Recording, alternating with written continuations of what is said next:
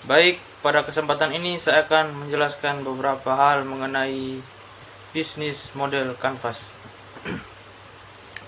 Di era perkembangan teknologi informasi, untuk memulai bisnis startup dan menjadi seorang pengusaha startup yang sukses, tidak hanya memiliki ide yang bagus, produk yang keren untuk masuk ke dalam pasar, dan modal yang banyak untuk menjadi pengusaha sukses, tapi diperlukan model bisnis yang tepat dan sistematis.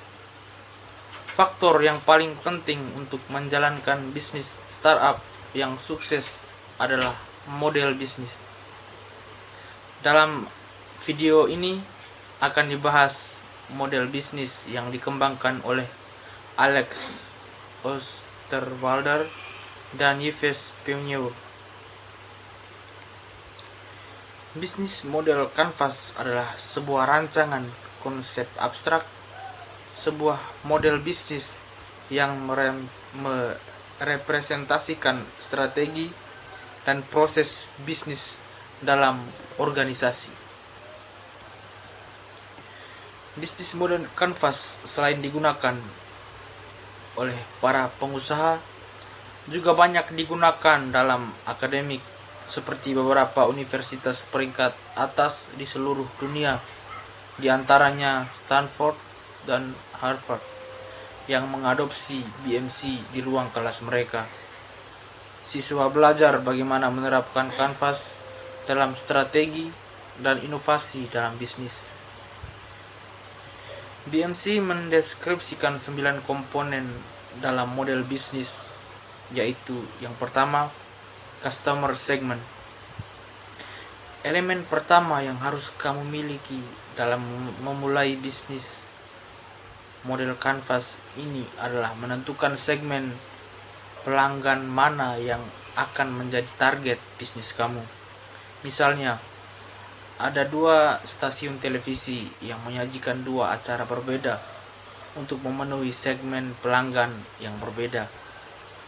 Warung makan dengan makanan sehari-hari untuk mahasiswa dan karyawan, atau untuk e-commerce yang berkembang sekarang ini.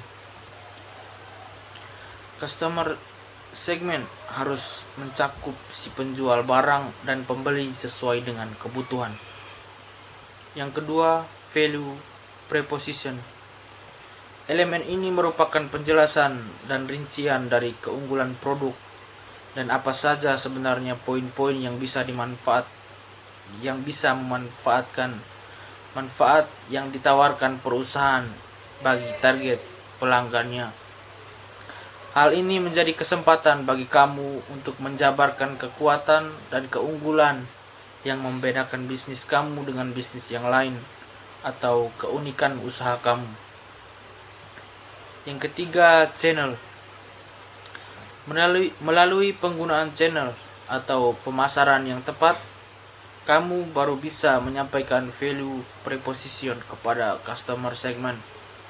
Jadi, kamu bisa mulai memikirkan channel yang mau kamu gunakan, baik karena penentuan channel adalah salah satu elemen penting bagi keberhasilan sebuah bisnis.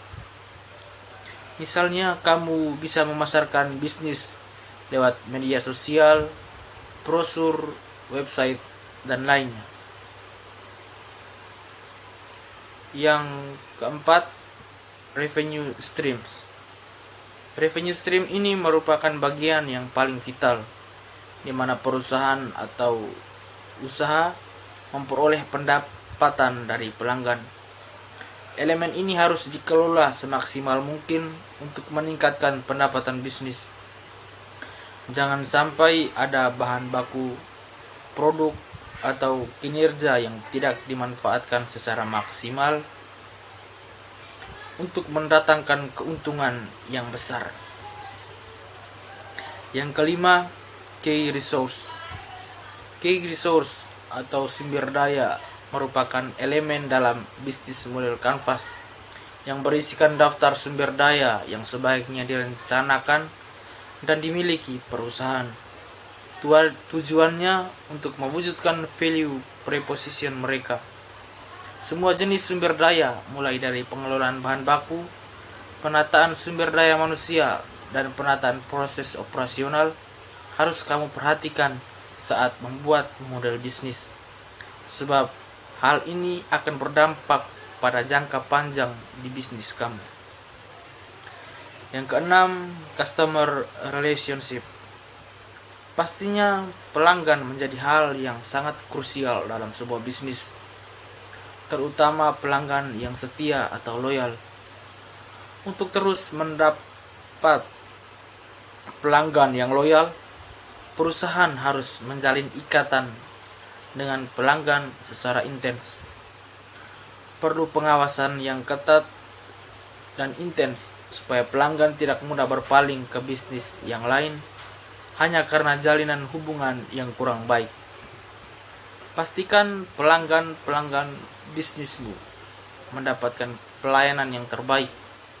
Kamu juga harus tahu bagaimana cara bisnis kamu bisa terus keep in touch dengan para pelanggan. Misalnya kamu bisa mengirimkan newsletter, layanan after sales, atau sejenisnya untuk pelanggan kamu secara rutin. Yang ketujuh, key activities. Key activities ini merupakan semua aktivitas yang berhubungan dengan produktivitas, yang kaitannya juga dengan sebuah produk, di mana kegiatan utamanya adalah menghasilkan proposisi nilai.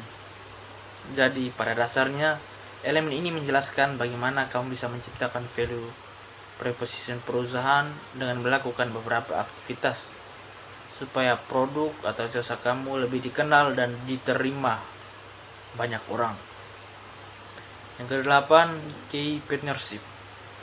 Elemen ini berfungsi untuk pengorganisasian aliran suatu barang atau suatu layanan lainnya.